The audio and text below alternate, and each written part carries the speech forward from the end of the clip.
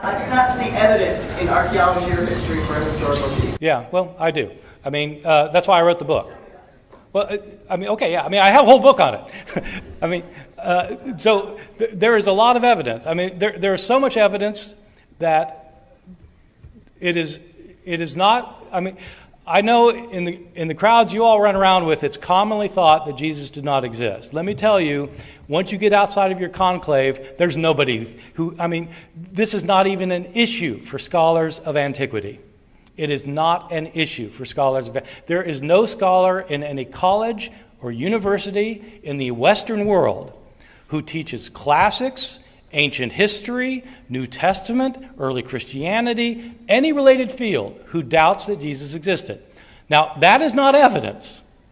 That is not evidence. Just because everybody thinks so doesn't make it evidence.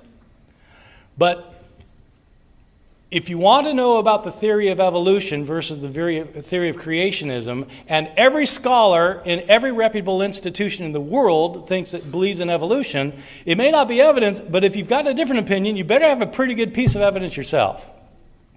The reason for thinking Jesus existed is because he is abundantly attested in early sources. That's why. And I give the details in my book. Early and independent sources indicate that certainly that Jesus existed. One author that we know about knew Jesus' brother and knew Jesus' closest disciple, Peter.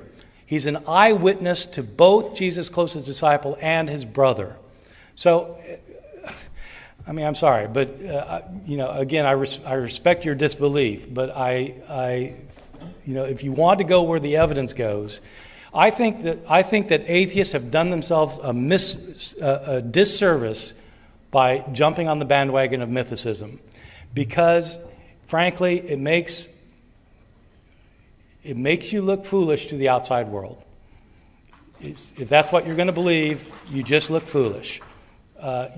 You are much better off going with historical evidence and arguing historically rather than coming up with the theory that Jesus didn't exist. Sorry.